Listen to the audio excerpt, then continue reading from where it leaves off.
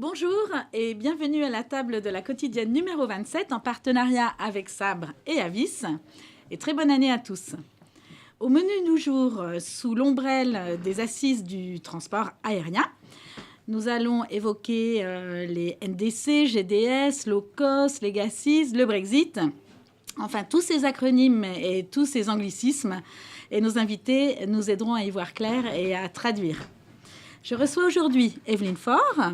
Evelyne, vous êtes Country Manager France chez Flybe Limited. C'est exact. Bienvenue. Merci. Michael Glor, directeur des ventes senior du groupe Lufthansa en France et en Belgique. Bienvenue, Michael. Merci.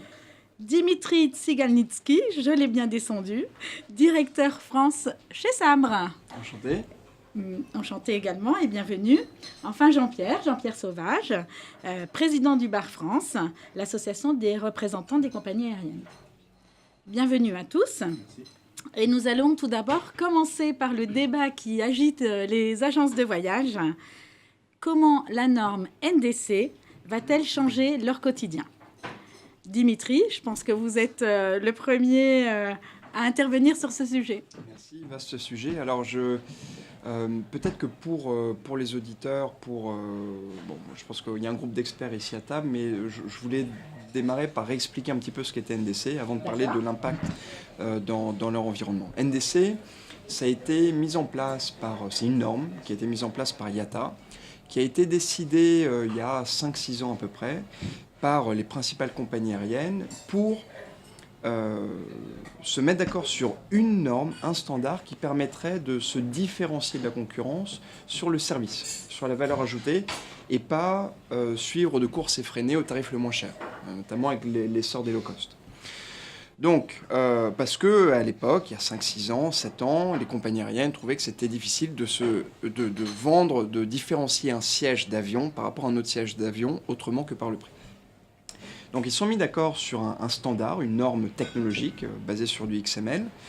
Et ce standard, 5-6 ans plus tard, commence à être déployé effectivement adopté par différentes compagnies aériennes dans le monde. Pour être plus spécifique, les listes sont disponibles sur le site IATA, mais il y a à peu près 40-45 compagnies aériennes dans le monde sur les 700 existantes qui ont développé le standard NDC. Donc combien de compagnies ? 40 et quelques, entre 40 et 45 je crois. Il y a une liste exhaustive sur le site avec ce que chaque compagnie propose en tant que standard NDC, dont notamment une ici présente, bien sûr, Lufthansa, Flybe également. Donc voilà, il y a de plus en plus de compagnies aériennes qui sont en train de... Tous les majors. Ce standard, très concrètement, il va toucher, alors pour ce qui impacte les agences de voyage, il y a 3 domaines qui vont être impactés et qui suscitent des interrogations. Le premier, c'est le contenu. Beaucoup de ces compagnies aériennes ont mis à disposition, via les normes NDC, du contenu qui n'est pas forcément existant aujourd'hui sur des canaux de distribution classiques, dont les GDS, tant que les GDS ne font pas les développements pour intégrer la norme NDC, d'autres agrégateurs. Et ce type de contenu, ça peut être du contenu média, littéralement, rich media, donc ça peut être des photos, des vidéos, de la réalité augmentée, du son, qui ne sont pas aujourd'hui, quand on achète un siège d'avion, généralement on ne s'attend pas à voir ce type de contenu qu'on aurait via des hôteliers. Ça peut être aussi du contenu type tarif ou prestation de services additionnels. C'est ce qu'on appelle les ancillaries. Ancillaries également, ça peut être ancillaries ou amenities, ça peut être pas forcément au sein du tarif. C'est pas forcément des bagages ou du speedboarding, mais ça peut être également le transfert de chez soi jusqu'à l'aéroport, ou des prestations comme des hôtels, donc prestations terrestres. Donc ça, c'est première partie, il y aura du contenu supplémentaire qui n'existe pas aujourd'hui, où il y a des limites de distribution, donc qui seront disponibles via le standard NDC. Le deuxième point, c'est le point technique. beaucoup d'agents se disent mais comment je vais être capable de me connecter à ce nouveau contenu et pouvoir le distribuer dans mon environnement, dans mon écosystème, qui va intégrer un back-office, qui va intégrer un corporate booking tool ou un outil de cache pour faire du package, peu importe. Donc ça c'est une vraie question effectivement, à laquelle les GDS se proposent d'y répondre. Puisque tous les GDS, quels qu'ils soient, alors j'ai la prétention de parler au nom des 3 GDS aujourd'hui, ont fait les développements nécessaires et sont en train d'investir davantage pour intégrer ce contenu NDC et donc le rendre techniquement disponible auprès des agences de voyage. Ça, c'est la deuxième question que les gens vont se poser. Et la troisième, c'est le modèle économique. Et ça, c'est probablement, dans tous les débats qu'on a autour de NDC, c'est le plus gros écran de fumée, c'est vraiment celui qui crée le plus de polémiques. Puisque je pense que tout le monde s'accorde à dire que NDC c'est positif, puisque ça a apporté du contenu supplémentaire, du contenu personnalisable dont les compagnies ont besoin, dont les agences de voyage ont besoin, dont les voyageurs ont besoin. Mais commercialement, sur les 45 compagnies aériennes qui ont développé aujourd'hui le standard, seules 5 ont décidé de marquer une rupture nette avec les plateformes de distribution classiques, dont les GDS, dont d'autres agrégateurs, et de dire que le canal NDC, donc le canal direct développé par la compagnie aérienne, est le canal le plus économique. Je peux oui, vous interrompre à sûr. ce point. Donc ça, c'est la politique qui a été décidée par le groupe Lufthansa, n'est-ce pas? Ça, c'était une communication qu'on a fait il y a un petit peu plus que 2 ans. Ouais. Je voulais dire que je pense que tu as bien différencié aussi les sujets parce qu'à la fois, les gens, ils mélangent un petit peu tout et il faut vraiment bien regarder chaque sujet. Donc, on est bien d'accord que NDC, c'est un langage pour moi pour communiquer le contenu différencié que nous, en tant que compagnie aérienne, aujourd'hui, on fait très bien déjà sur nos sites web directs. Donc là, c'est très facile pour nous pour faire des développements, de différencier les produits, d'ajouter des ancilleries, et ce qui était beaucoup plus difficile sur les canaux intermédiaires. Maintenant, de ce que vous parlez, cette rupture entre guillemets, c'était que nous, on est convaincus qu'il faut avancer dans cette modernisation et d'avoir une transparence maximale sur la distribution même. Pour que le client finalement puisse choisir le canon le plus apte pour chacun qu'il choisit pour acheter son voyage. Nous, comme Lufthansa Group, notre but c'est de digitaliser et de vraiment moderniser la distribution du premier moment où le client pense à faire un voyage jusqu'à la fin de son voyage et qu'on puisse proposer à chaque moment pas seulement nos services de cœur, mais aussi, comme vous le dites, vous l'avez déjà dit, des autres services, soit des hôtels, des ancilleries, ça peut être on-board, ça peut être sur terre aussi. Mais nous, on est convaincus que c'était une bonne démarche parce que le développement technique qui s'est mis en place dans les derniers 2 ans, c'était beaucoup plus qu'avant. Comme tu l'as dit, la décision de la norme NDC, c'était il y a 5-6 ans. Mais le vrai développement technique, ça se faisait dans les derniers 2 ans.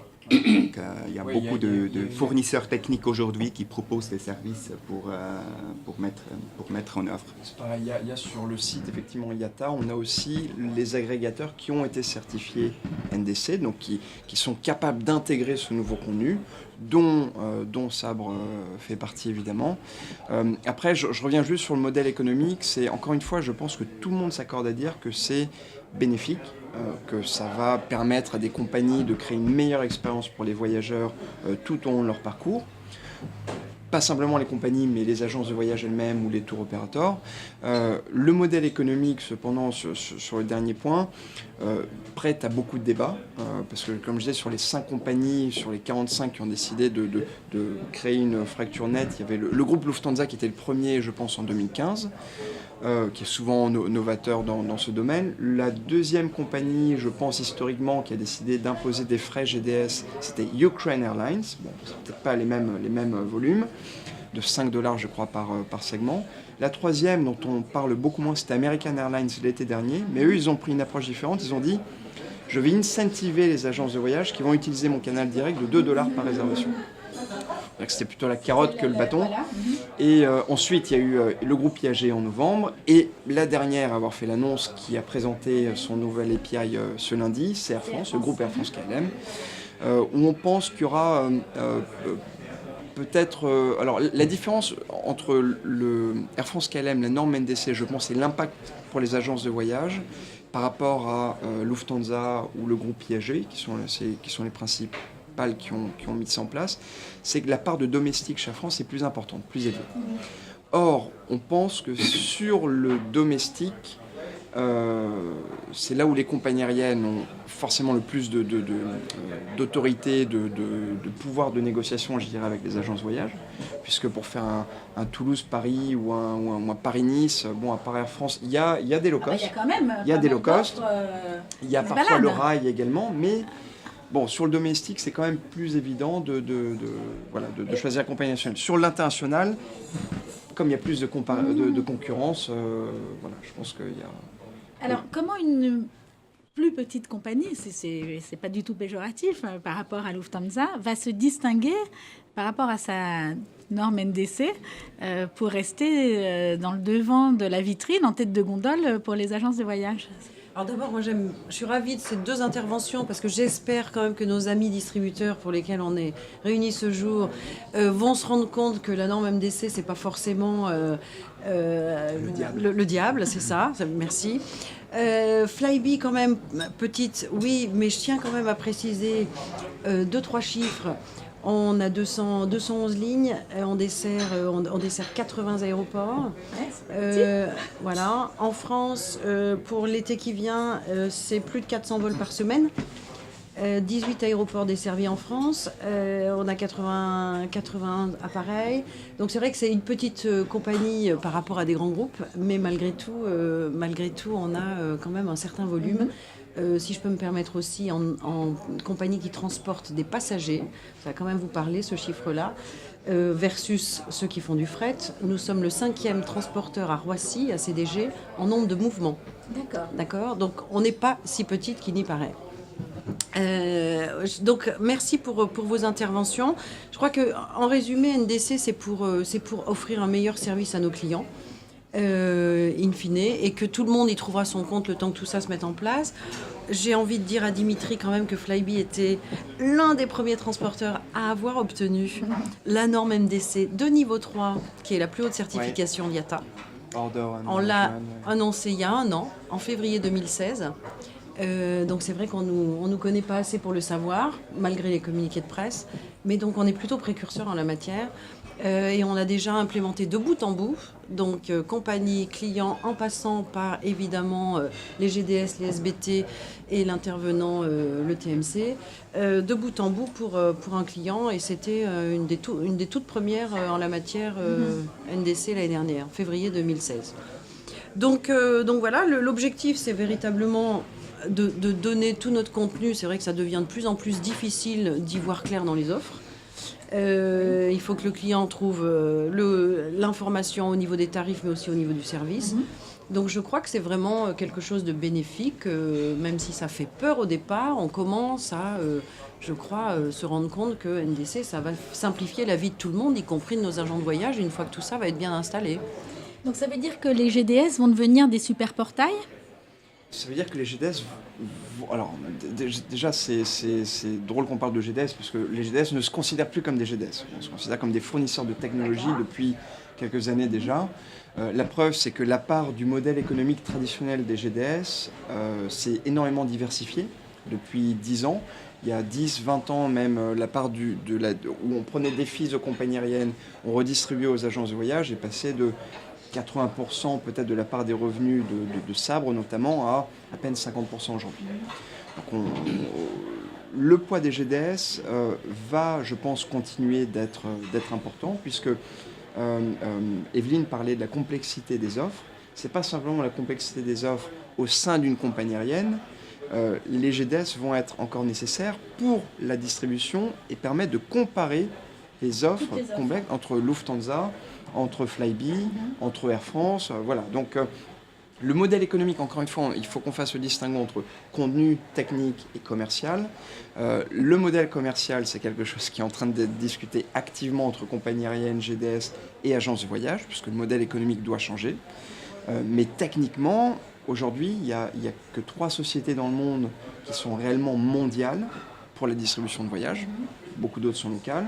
Il n'y en a pas beaucoup qui sont capables d'investir comme Sabre $1 milliard chaque année en technologie, dont 500 millions en maintenance. Et il y en a très peu qui sont aussi intégrés dans l'écosystème. Donc oui, je pense que les GDS ont encore toute leur place. Le modèle économique change. Voilà. Après, c'est en collaboration avec les agences de voyage et les TMC et les compagnies aériennes. Petite question, il y a combien de compagnies aériennes dans le monde? Alors, IATA, il y en a 260. Mais en fait, il y a plus de 1000 compagnies aériennes, 1250 donc, compagnies 45 aériennes. qui vont utiliser, qui utilisent à ce jour la il y en norme. aura plus, il y en aura C'est plus. quoi l'objectif justement? C'est Que de rallier toutes les 1000 que les compagnies 250 ou 260 IATA, de toute participent au D'accord. système. Alors commercialement, sans dévoiler de secret de fabrication dans votre groupe, Michael, quel est le discours au niveau des distributeurs, des agences de voyage c'est venez en direct chez nous. Quel est votre modèle commercial du coup? Alors, déjà, ça dépend beaucoup du marché, parce qu'on ne peut certainement pas faire une comparaison entre l'Allemagne, notre marché maison, et un marché comme la France, où on est un chasseur et pas la compagnie principale dans le pays. D'ailleurs, je trouve l'intervention maintenant de Dimitri très intéressante parce que c'était très positif par rapport à comment il dessine le rôle des GDS dans le futur, parce que pour les dernières 2 années, on a beaucoup été dénoncé aussi comme disrupteur, merci, de quelque chose qui était établi pour des années, ce qui n'était pas très convenant apparemment pour ceux qui se sont habitués à ce modèle-là. En même temps, les GDS, ils ont très bien compris qu'il faut évoluer aussi, et cette intervention maintenant me rassure aussi que les GDS y travaillent beaucoup. Pour nous, finalement, c'est vraiment le client qui doit décider ce qui est le modèle qui est pertinent pour lui. Il peut bien avoir des clients qui continuent à travailler dans un modèle dit traditionnel, où ça va très bien, ils n'ont pas de soucis ou peut-être pour eux c'est très important d'avoir une plateforme qui est établie, qui marche bien, qui n'est pas du pioneering work pour l'instant, où il faut faire des tests, il faut investir, et peut-être ils ont aussi des besoins qui ne sont pas encore couverts dans les nouvelles, cette nouvelle approche, comme par exemple l'interlining, qui est quelque chose que les GDS sont très forts. L'interlining, donc okay. Les combinaisons entre compagnies aériennes qui ne sont pas forcément liées ensemble.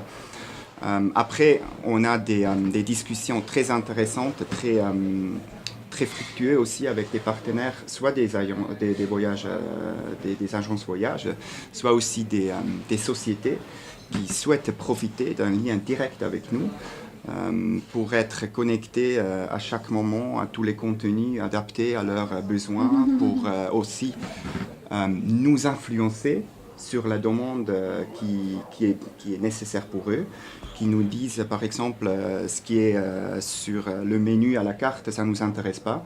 Nous, on a plutôt besoin de ça et ça et ça, il faut que vous rajoutez. Et si on a ces liens directs, on peut le développer rapidement. Et ceux qui ont besoin de ça sont en discussion avec nous pour l'établir. C'est sans doute ce qui nous relie avec Flybe, parce que 50% de nos clients sont des hommes d'affaires. Ouais. On ne le sait pas, mais c'est le cas. Et c'est vrai qu'ils ont une autre exigence en termes d'information, et on a besoin d'être connecté à eux en permanence, le plus possible. Et donc, tout ça va dans le même sens. Donc, d'ailleurs, notre présidente, qui est française, je tiens à le préciser, a décidé de gros investissements. Alors, nous, ce n'est pas en milliards, c'est en millions, mais sur l'IT, bien sûr, et sur une nouvelle plateforme techno, de façon à être très connecté de plus en plus à nos clients aussi. Donc la norme, pardon, c'est peut-être aussi un moyen de fidélisation de vos clients. Directement, D'accord. bien sûr. C'est un développement. Pardon. Allez-y. J'ai écouté avec beaucoup d'attention toutes les interventions et j'ai apprécié beaucoup celle de Dimitri. Quand il se positionne maintenant comme un fournisseur de technologie, plus qu'un GDS, parce qu'en fait le sujet il est là maintenant. Et je crois que il faut bien dissocier ce qu'est le sujet NDC et toutes les applications commerciales qui en dérivent. C'est-à-dire GDS, surcharge, etc. Qui est pas, enfin c'est pas mon propos en tout cas. C'est le propos de chaque compagnie par rapport aux tuyaux qu'ils vont utiliser. Donc c'est bien cela dont il s'agit. Et quand le NDC a été lancé, il y avait une grosse suspicion de la part de la distribution. Grosse distribution parce qu'elle craignait que finalement, au travers de ce système, ou par le moyen de ce système plutôt, on allait, entre guillemets, leur piquer leurs clients. Il ne s'agissait pas de cela. Il s'agissait simplement d'abord de matcher la nouvelle nécessité de pouvoir donner satisfaction à la clientèle, de pouvoir percevoir quels étaient leurs desiderata en matière de voyage et pouvoir les traiter au moyen d'un outil nouveau, avec un langage nouveau, le XML dont on a parlé tout à l'heure. Enfin nouveau, mais qui existait. C'est-à-dire qu'on était dans les DIFAC, qui était la préhistoire de la communication à l'époque. Donc ce moment-là a été dépassé. Donc on est arrivé maintenant à aller au-delà de cette suspicion qui fait que la distribution a bien compris que maintenant on est obligé, entre guillemets, de travailler avec un outil nouveau et qui ne mettait pas en péril leur manière d'exister vis-à-vis de leur clientèle. Ça, c'est un point extrêmement important parce que il faut bien quand même que la distribution, puisque le sujet était placé comme cela d'entrée, elle doit avoir l'outil nécessaire pour pouvoir assurer son métier. Donc cet outil nécessaire sont les compagnies qui leur donnent, c'est personne d'autre. Ce sont les compagnies aériennes qui le font avec des moyens technologiques qui évoluent en fonction de la modernité, en fonction de beaucoup d'éléments. Et parler de l'association GDS, NDC aujourd'hui, c'est terriblement polluer le débat parce qu'il n'a pas à être pollué par cela. Chacun utilise ce nouveau système comme il l'entend en fonction de ses objectifs commerciaux. Donc voilà ce que je voulais dire. Le NDC est là, il est en marche, et pour répondre à la question, l'idée c'est que toutes les compagnies qui sont à tout le moins dans le giron IATA l'utilisent. Bon, il y en a qui auront certainement plus de difficultés parce qu'elles n'ont pas l'importance des majors, y compris Flybe. J'ai bien compris l'article que notre amie Evelyne a fait. C'est une grande compagnie. À juste titre. Il n'y a pas à proprement parler de petites compagnies, mais enfin, il y a quand même des compagnies qui ont un volume relativement restreint et qui, pour l'instant, technologiquement parlant et surtout financièrement parlant, n'ont pas la capacité d'y adhérer. Mais elles y adhéreront parce qu'il va y avoir des évolutions qui vont faire en sorte que tout le monde puisse y adhérer, parce que c'est l'objectif, pour qu'on puisse parler le même langage avec le même outil. Et c'est pas simple, les chiffres parlent d'eux-mêmes. Enfin, Lufthansa, donc, qui était la première compagnie il y a 2-3 ans à avoir migré sur NDC, on aurait pu imaginer un Big Bang, une chute terrible des réservations via les GDS. Je pense que tous les GDS confondus, corrige-moi si je me trompe, mais ont vu leur volume augmenter. En tout cas, Sabre, nos volumes Lufthansa GDS ont augmenté et augmentent d'année en année. Donc c'est pas incompatible. En corrélation avec l'augmentation du tourisme international. Alors ça surperforme la croissance du marché. Donc bon, Sabre se développe plus en Europe aussi que les autres GDS, donc c'est peut-être lié à ça, mais et en France, alors, je suis très il faut que je le dise, on a quand même promotion. D'accord. On reste un peu méta, mais maintenant que vous êtes lancé, Dimitri, allons-y. On a terminé en France l'année dernière à 19,5% de croissance. C'est bien. 19,5% de croissance, donc on est. Alors il y a quand même un corollaire important, si je peux l'évoquer, deux corollaires importants, et qui vont bien entendu au-delà et qui se projettent dans le temps. Le premier corollaire, c'est l'utilisation de la data. Ça, c'est quelque chose de fondamental. Et bien entendu, c'est même plus un corollaire, c'est de l'intégrer dans tout ce qui va être tous les process d'intelligence artificielle dans le futur. Donc là aussi, il y a une autre démarche à bien prendre en compte maintenant, parce que il est clair, et je lisais il y a peu de temps dans un journal professionnel, je ne me rappelle plus lequel d'ailleurs, où finalement le voyage d'affaires devenait le robot de l'intelligence artificielle, parce qu'il était l'exécutant de ce que disait voyage. Oui, oui. Alors, parce que à chaque question, à chaque problème qu'il avait, il posait une question et on lui donnait la réponse. Mais il était tout à fait à la remorque, entre guillemets, de ce qu'allait dire son appli dans son téléphone ou dans d'autres choses. Donc ça, ce sont des éléments importants qui font que le NDC, ou au travers du NDC, eh bien, il y aura toutes ces applications qui vont guider de plus en plus. Alors ça va être une interchangeabilité d'informations qui seront nécessaires et qui vont conduire à mieux performer en termes de satisfaction du client, ni plus ni moins. C'est juste un chiffre, parce que je pense que c'est pour peut-être rappeler l'importance de NDC, de la personnalisation, d'une manière générale la personnalisation. Sabre avait fait une étude l'année dernière avec plus de 1000 voyageurs en France en partenariat avec YouGov. Et on avait identifié que, j'ai plus les chiffres précis en tête, mais je crois plus de 60% des voyageurs se déclaraient plus enclins d'aller vers telle ou telle marque, hôtel ou compagnie aérienne s'ils avaient des offres personnalisées. Deuxième élément, c'est qu'ils dépensaient en moyenne 43 ou 44 euros en plus s'ils avaient une offre personnalisée. Et troisième élément, plus d'un voyageur sur trois se déclarait plus fidèle à une marque s'ils avaient des offres personnalisées. Donc, en gros, si demain, via, j'espère, les GDS, quelle que soit la norme, NDC ou autre, ou n'importe quel autre outil, une compagnie aérienne comme Flybe, Lufthansa est capable de faire des offres personnalisées, ils vont attirer plus de monde, les faire dépenser plus en service et les faire revenir. Donc c'était intéressant en termes de statistiques pour marquer ça. Merci à tous de nous avoir suivis et au prochain numéro pour de nouvelles aventures.